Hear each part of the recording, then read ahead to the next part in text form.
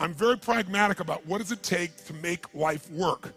But what I want you to know is Australia, of all the places on the face of the earth, when I was talking to my client, he was saying, Tony, of all the places on earth, there's one place you'd pick to have a great quality of life with your family that will weather the storm the best, it's Australia, by far. You guys are in the best place on earth to make it through this situation and take advantage of it. But the real secret is, whether you suffer or whether you succeed is not going to be based on the season. Some people freeze to death in the middle of the winter. Other people ski and snowboard. It really comes down to what are you going to do? So as I was coming here, I was thinking, what can I do to show you how to take advantage of the season? What can I do to show you how you can absolutely, doesn't matter what the season is a bad season financially a good or bad time to start a business? Tell me, which one? When the economy is toughest, is it a good or bad time to start a business? You tell me. Which one? Well, of course, that's what he expects me to say is good. But it's the truth. If you look at the Fortune 1000 companies around the world, 65% of them were started in a depression or a recession. The reason is they were started with somebody when all the competition was freaking out. Somebody could start like Apple Computers in the middle of a recession with selling their Volkswagen bus and coming out with some ideas because everybody else was scared and wasn't willing to do whatever it took. Disney started in the Depression, right? Fortune magazine started in a depression. How are you going to build your fortune in the middle of a depression? It's why they're one of the strongest companies in the magazine business, and a business that's pretty horrible for most people. If you look at Microsoft, it was a recession. You look at the best and most powerful companies, it's because they understood something that's really critical, and that is, don't ask it be easier, ask and make yourself better. If you get strong during the tough time, you'll dominate for the rest of your life. What I think would be useful is maybe walk you through a tool that I've got that I've developed over the years to turn companies around. And the fundamental tool is there are areas of your business, every one of you in this room, no matter what your business is, if you're in business, you're probably doing something well.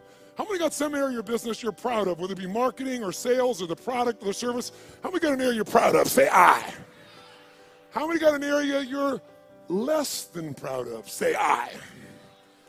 The challenge is, where does our energy go? To the areas we feel most skilled and powerful in, or least skilled and least powerful in? Which one? No, our energy tends to go to the areas we feel most powerful. We do what makes us feel good. We do what we feel competent in, not what we feel incompetent in. And business is complex. It doesn't have to be, but it is. So I thought maybe there'd be a format I could give you today is, let's walk through what the business environment's really like right now, and then let's see if we can walk through what are the areas that if you were just to do this, if I never saw you again, and my goal is to see you again, my goal is to add enough value, go, okay, this is no brainer.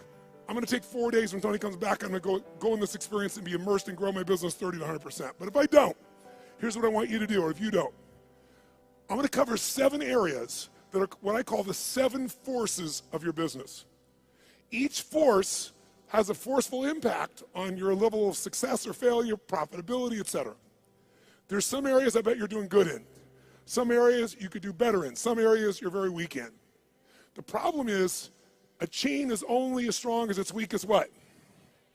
And in business, so many businesses go through challenges because those weak links are the ones that destroy you, not your strengths. It's true around the world, but actually Australian business is interesting, a little bit more intense than even business in the US in one category.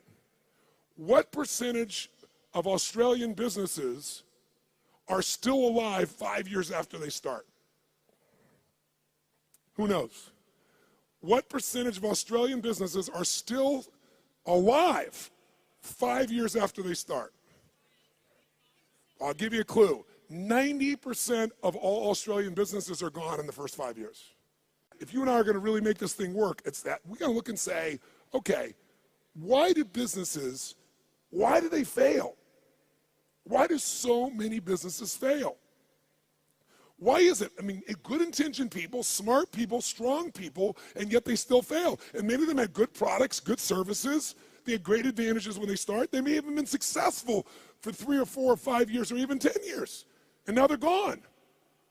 I will tell you what I've seen in my life, and I've had the privilege now of working around the world with 50 million people through my books and tapes and audio and video programs, but I've worked with 4 million people, 4 million from 100 different countries over the last 34 years. I can clearly tell you there's patterns you don't miss when you've been with that many people and that many businesses. And the one pattern I can tell you above anything else is most businesses fail because they fail to anticipate what's coming. Write that down. Write down, anticipation is the ultimate power. If you fail to anticipate, no matter how smart you are, you're going to end up reacting and your business will pay the price. And the price in the sport we're in is death, death of the business, just like a gladiator. Now, what do I mean by this? Maybe I can show you what I mean by giving you an example that more people could relate to. I want you to sit up in your chair with some energy. So I know you're in it. Sit up in your chair with some energy. Make sure the person next to you's got some energy. And I want you to yell out, I, if this describes an experience you really have. And I want you to be honest. If it doesn't describe an experience you have, don't say anything. But if it describes an experience you have, I want you to raise your hand and go, I, all right? So here's my question. How many of you in this room have ever experienced the total and complete humiliation that comes when you play a video game against a child? How many have had this experience? Say I! How many have had this happen more than once? Say I! Who always wins when you play a video game against a child? Who? The child. Why? Is it because they're smarter, quicker, faster? In fact, don't even tell me why. Think about how the process occurs. First of all, you don't play many video games, so you're smart. You don't offer to be a part of this game. It usually occurs because one of your children, or you maybe you're an aunt or an uncle to someone, or a friend, and they say to you at Christmas time, Auntie, Unc, somebody, Mom, Dad, play this game with me. And you say, no, I don't play those games. You go enjoy it. I'm no good at it. And they go, no, it's really easy. Let me show you. And they hand you this little gun. They go, just choon, choon, choon, choon, choon, bam, bam, bam. You just shoot guys just like that. It's so easy. And they go, come on, do this with me. And finally, you acquiesce. And then what happens? You should know you're being set up when they say, you go first. And what happens? You pick up that gun, and these aliens come at you, choom, choom, choom, and you're dead usually in about 3.8 seconds. Now the child takes the gun. What happens?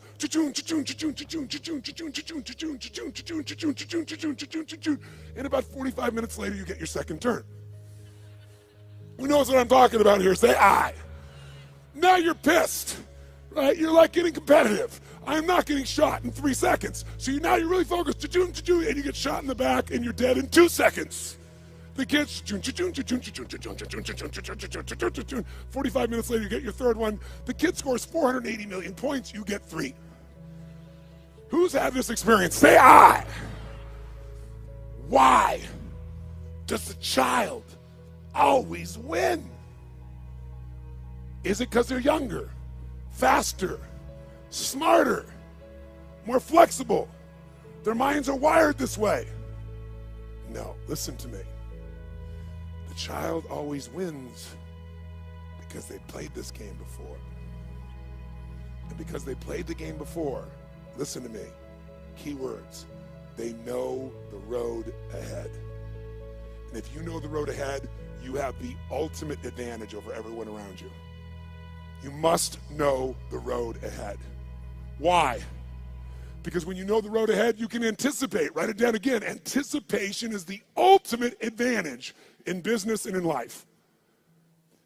Anticipation, when you know the road ahead, you know what's coming. When you know what's coming, you can anticipate. When you can anticipate, what's the benefit of anticipation? When you anticipate, you're ahead of the game. If you're not anticipating, what do you have to do? React. And when you're in the game of business and you react, you're going to die. It's that simple. I don't care who you are. I don't care how long you've been in business. If you find yourself reacting, you're going to die. You're in business and you didn't anticipate some of the challenges coming up with technology, and all of a sudden it eats you up in a week, in a month. What you built 5, 10 years ago disappears. Who's seen this happen and knows what I'm talking about is real here? Say I. So we're talking about the most important skill of all here. Anticipation, because otherwise you're reacting. Why does the kid succeed? They played it so many times. Guess what they know when the game starts? First bad guy's here, second bad guy's here, third bad guy's here. They don't wait, they anticipate, and they take control. If there's one gift you could give yourself, It's to know this. Write this down if you would. The biggest chokehold in any business, is always the owner/leader. It's the owner-leader's psychology or skills. The biggest chokehold in any business is the owner and leader's psychology or skills. Your mindset, what eats you up is you don't know what's coming. You don't have the skill to handle what's coming because you don't know it. Or you're so beat up psychologically, emotionally by what you've been through, you can't find the answer. So as a result, you end up with a story that limits you. You end up in a state that limits you. What's stopping the business, another way of saying this is the story, the state, and the strategy of the owner or the leader. If you change that owner or leader's state, story, and strategy, you change everything. If you don't, they're not going to succeed. So Bill Gates is a gutsy bastard. Bill Gates has a lot, the guy took big risks. He was at Harvard, had a great education set up, wasn't doing so good, but he read a magazine article about the first personal computer called the Altair. And as he read it, he said, you know what? I think this is the future. He anticipated the changes that would come in the future. But he had guts and he took a risk. That's why he's who he is. He called the guy up and he said, listen, I see you got this new computer. You guys need software for that. He said, I've written software for it that'll make it run perfectly. Was that true? Yes or no? It's total bullshit. He made it up. He was just being gutsy and saying, if I tell the guy I've got software and he says, come see me, I'm going to figure out how to do it. Pretty ballsy. Sure enough, the guy said, bring it to me in 3 weeks. So he had 3 weeks to come up with software between he and his partner. And he worked around the clock. And literally, when he went to Altair in New Mexico to show this software, he didn't have a computer to test it on. He didn't know if it was going to work for sure. Thank God for his future, it worked. It was a gutsy, risky thing. He invested all his time and energy. He blew off his school. He did everything. And thank God for him, it worked. But that didn't make him wealthy. You know what made him wealthy? Something called MS-DOS. MS-DOS was software that he did not write. He bought MS-DOS that made him $3.5 billion for $50,000. Bill Gates bought it for $50,000 from somebody else. He saw IBM and he was studying his competition. And he said, they think they're in the computer business. And I think the computer business is going to become a commodity at some point in the future. I want to control the intelligence that controls those computers. So what I'm going to do is I'll offer the software and I'll just go buy it from this kid over here. Now, $50,000 is a huge sum of money. Most business people don't have guts, they don't take risks, and they don't invest. He said, I got to do this. Rolled the dice, got it locked up, went to IBM and convinced them. Now, IBM wanted it. What did IBM want to do? They wanted to buy it from him. He said, no, I'll rent it to you.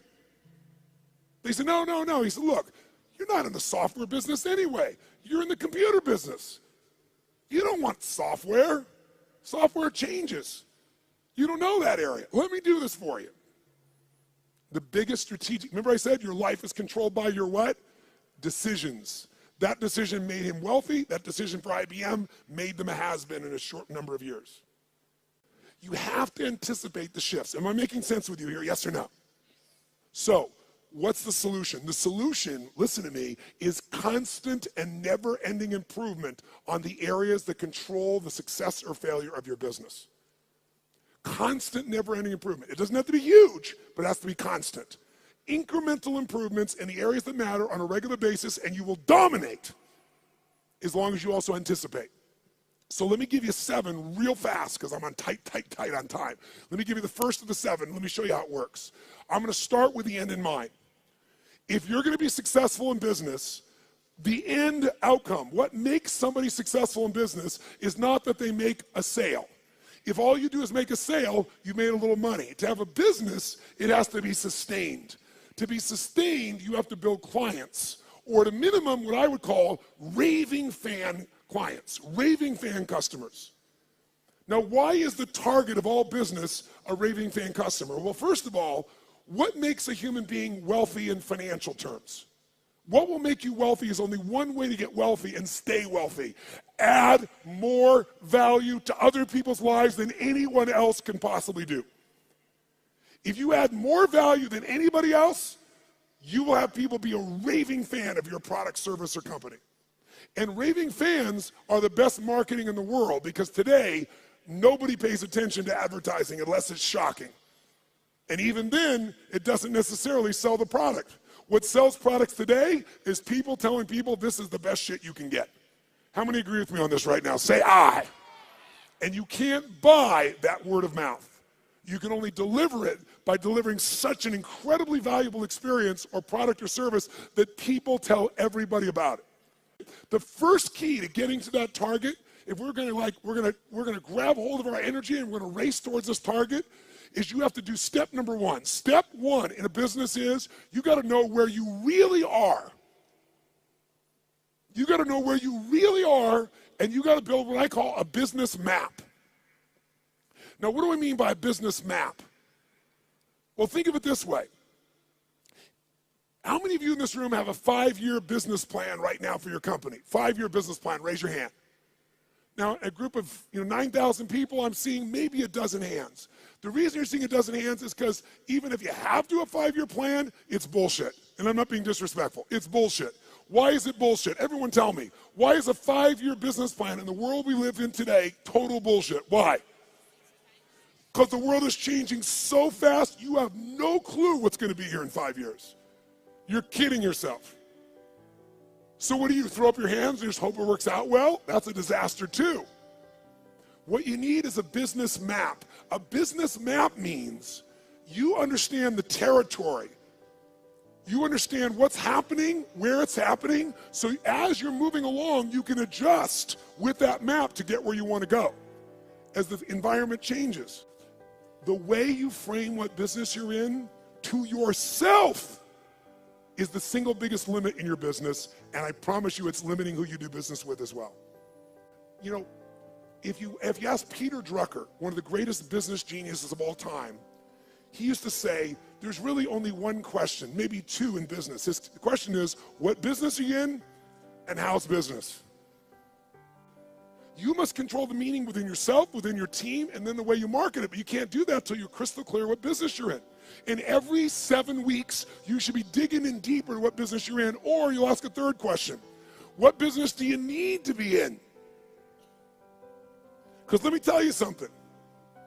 You didn't experience in 2008 in Australia what the rest of the world did, but you're going to experience some of what the rest of the world has experienced coming soon.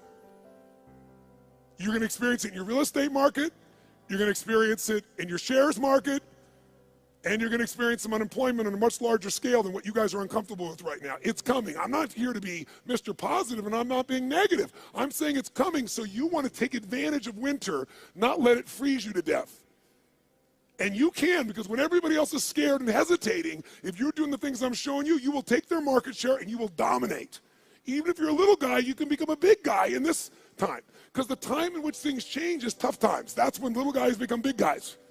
Because the big guys are doing the same boring shit over and over again, and they're not flexible. But I got to tell you something. In order to succeed in your business, you got to fall in love with your clients and not with your products and services. But here's the other question. What stage of the life cycle of a business are you in? Listen to me. This understanding is the most important understanding of all, and I can't give it to you all here. I take a day on this. When I say I give people $1 million guarantee, the reason I'm giving that $1 million guarantee and no one ever takes me up on it, I mean, I think 2 times in 3 years someone's taken me up on it, and when they did, I've been glad because I didn't want a stupid person in my seminar. I was like, if you can't see this is going to save you $1 million or make you $1 million, you shouldn't be in here, right? I'm happy to refund your money. Is this material. And this material is understanding the life stage of a business. See, businesses have life cycles just like humans do. So watch this for a second. Which can get into more trouble, an infant or a toddler? Quick, nice and loud. Which one? Nice and loud. Which one? Why? Because the toddler's more mobile. They can go, what does this rock taste like? Right? Which one could get more in trouble? A toddler or a teenager? That's right. Tell me, if you give your car to a teenager and you say, drive it never above the speed limit, what can you promise and guarantee they're going to do? Are they going to speed, yes or no? And the worst thing that can happen is they get away with it. Let me explain what I mean. Businesses have stages of development. What did I tell you was the most important thing to business? The power of anticipation. What if there was a way to know in advance what problems you were going to have in your business before they happened? You knew exactly what they were, how they were going to happen, and what to do to prevent them right now, no matter what stage you're in. How many think that'd be worth its weight in gold? Raise your right hand and say, aye. That's what happens when you understand the stage. Let's go to number 2. The second key force of business that you got to be working on is constant strategic innovation. Now, what the hell does that mean? Sounds so complex. Strategic innovation. Notice I didn't just say innovate. You can innovate, and it may not make a difference. And innovation takes time, energy, and money. It's got to be innovation the customer cares about. Let's go back to Peter Drucker for a moment. Peter Drucker has always said that the core of all business is only 2 things. If a business is successful, these 2 things are its core: innovation and marketing. Everybody else in your company is employed by the people who innovate and market for your company. Because without them, there is no company. Now, what does innovation mean? It means finding a way to meet people's what? Needs. It means finding a way to add more what? Than anybody else is adding. But listen to me. And maybe this will help you understand innovation in a different way. People say, but I am meeting their needs and my customers are really happy, so why innovate? Because it's called innovate or die in the world we live in. Let me explain why. How often does Apple Computer, even though they're the best, find a way to innovate again? How often can you count on it? Is it consistent, yes or no? Every year, sometimes multiple times in a year. Isn't it true? That's why they're number 1. So what you have to do is you can't just meet your needs. You got to meet their needs in a new way. Meet the needs even more. Add more value, but do it in a new way. That's how you have raving fan clients. It's not enough to meet their needs. It's not enough to add more value. Got to do it in new ways all the time. It makes it sexy. It makes it mysterious. It makes it interesting. It makes them want to engage you. It gets them to tell everybody else about the new thing you're doing. Okay? Now, let's go to number 3 real fast. I'm going to have to kick this in gear to catch up.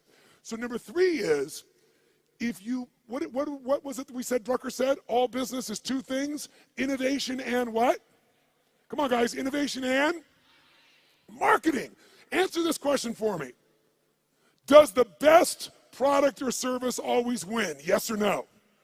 Nice and loud, yes or no? Which company always wins? McDonald's? Where does that shit come from?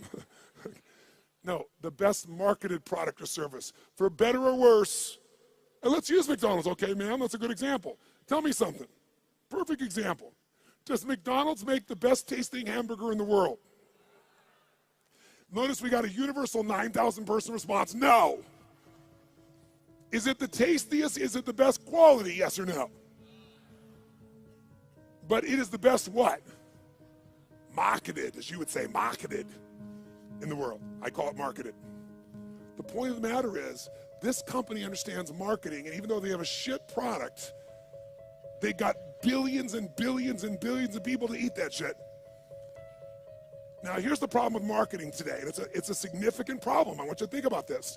Does anybody know how many marketing messages the average person had to see 15 years ago? How many messages before they would start to seek you out to consider buying your product, where they would do something active to seek out your product? Does anybody know? 15 years ago, how many times did they have to see a message from you on average if you had a quality ad? The answer is 4. 15 years ago. Does anybody know what the number is today? 16. Now, what do you think that's done to companies' profitabilities? Add value. Does this make sense? Become an education marketer. Become someone that does value, because then you become the valued expert, not a stupid salesperson. because you're giving me something. And if you give me something, I want to give you something. I'd love to give you my business if you're going to give me something. But if you're just going to advertise, screw you. Raise your hand if you follow this. Say I. And then you don't have to go for 16 exposures. You can get somebody in one exposure. And they'll answer your emails. And they'll reach out to you. And you'll watch your business grow like you can't even dream. Force number 4 is the constant, never-ending improvement of sales and mastery systems. Sales mastery systems. Marketing is wonderful, but if you don't convert that marketing into sales, you don't have a business. Now, because of time, here's all I'll tell you on this one. We're going to give you that's valuable, that's simple. How about this? How many of you right now in this room have a business that's primarily done with no salespeople, all on the web? Raise your hand. No salespeople, all automated. Raise your hand if you have salespeople. If you have salespeople that work with you, the majority of you. If you have an automated business, no matter how good it is, you don't want a one-legged stool. A one-legged stool at one point can get in trouble and you collapse. You want at least 3 legs, and one of those legs, as a minimum, has got to be a sales team. Now, how can you grow, though, when you're a brand new small business or you've been around a while? Well, technology today allows us to be able to hire people to go to work for us literally 24/7, 365 all around the world. We literally have more than 150 people that work for one of my companies, all of which live in different parts of the world, all of which we know only by way of our experience of them, by way of Skype calls where we can see them and coach them, but we measure them better than the persons in the same room with us in the old days. We know what they're doing every moment. We know people are responding. We know everything because it's all fed to us by the web. We have virtual companies now. So if you don't have a lot of resources, we can show you how to get 3 or 5 salespeople in your little company, like these couple of guys here that right now are operators. What if you had 3 people that their entire life was about how to make sure they filled your business? Well, you wouldn't have one little location, you might have 5. But here's what I can tell all of you, just give you one quick hint in this area in the time that we got. Write down one thing. Great salespeople are not trained, they are found. Great salespeople are not trained, they are found and then trained to be even better. And this is coming from a guy that's trained 2 million salespeople in the world. I did that for 15 years. It's one of my jobs. Here's what I mean by this. Write down this phrase. Nature is the most powerful factor. Nature is the most powerful factor. If I was going to give you something in 2 seconds right now, I'd say it's this. If you're going to get a great person to sell for you, you can train somebody all day long, but their nature has to match the job. The 5th force you got to take control of, you've got to have constant anticipation. Remember that key word, anticipation? So you're not reacting, you're anticipating, you know the road ahead in 2 areas of your business. Legal, and I know you're not a lawyer, at least most of you, but you got to know where your risks are, and financial or accounting. Now, how many of you in this room as business owners hate accounting? If you're with me, brothers and sisters, can I have a hallelujah?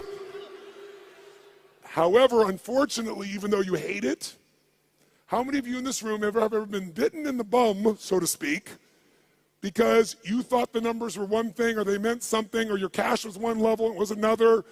Some accounting piece that really, really hurt you at the time. Who's had this experience before? Raise your hand nice and high. Say I. I want to tell you something. More companies go down because most of you in this room do not like accounting, and I do not want to sell you on being an accountant. What a boring-ass job. But I do want to sell you on knowing enough of this that you can run that accountant or that CFO. Because you still have to lead, and if you don't, you'll become part of the 99% that fail. I don't care how big, smart you are, I don't care how much your sales are. Learning how to manage your business includes the economics, and we take half a day and make it fun so that you can kick ass with any CFO or accountant, and you can ask them questions they don't know. Let me ask you 2 questions real fast. Question 1. How many of you have a specific day of the month that you always go through your financials and you never, ever miss on your business? Raise your hand.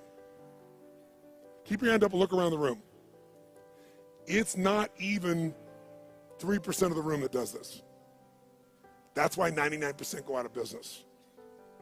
Remember I said in the beginning, What is the chokehold in the business?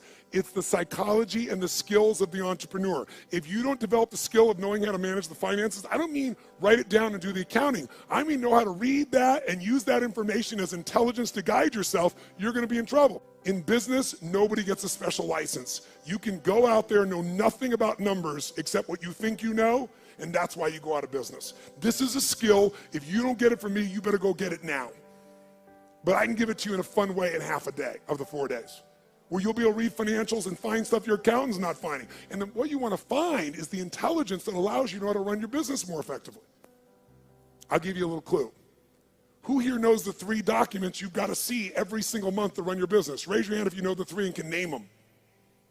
Look around the room. Look at this. We got 9,000 people in this room, and maybe 20% of you even know the documents. You don't review them, you don't even know what they are. Here, I'll give you a little gift, something that took me 20 years to figure out. Little gift. If you got a business that has a 20% margin of net profit, and most of you probably have a margin less than that, some of you maybe more than that. But if you have that, and you just cut 12% of your costs, 12% of your costs on a 20% margin company, you'll grow your profits by 50%, meaning you'll have a 30% margin. If you want to, listen to me, you want to grow your profits 50%, all you have to do is cut 12% of your costs. But you're never going to do that when you don't even look at your own financials. Let's go to the next one. Finally, number 6. Number 6 is, what if I said to you there was treasure in your business, and that treasure is just waiting for you to come by and pick it up? But you got to dig for it. But if you pick it up, it's going to cost you nothing. What if I said to every one of you in this room, no bullshit, no hyperbole, no exaggeration. In the next 6 to 12 months, 18 months at the outside, in a tougher economy even, you could grow your business 30 to 130%, no exaggeration, no hyperbole. And it's not going to cost you any more money to do it. When I say it's not costing you any money, let me be honest. You might find by spending $5,000, you could make $150,000. Or by spending 10, you could make $500,000. So to me, that's not spending money. How many follow what I'm talking about here? Say I. That is this skill. This is my strongest skill. This is why companies call me in to do turnarounds. This is why my companies are where they are through all the economies and all the countries I've been in, all the industries.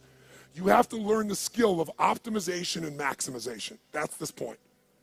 You have to learn to optimize and maximize your business on an ongoing basis. Now, what does that mean? It means figuring out how to do what you're already doing, where you get a geometric result from a bunch of small changes. Small changes that accumulate to create a geometric change. But you gotta master this. Go home and figure this out by itself if you want to, and you can start making progress right away.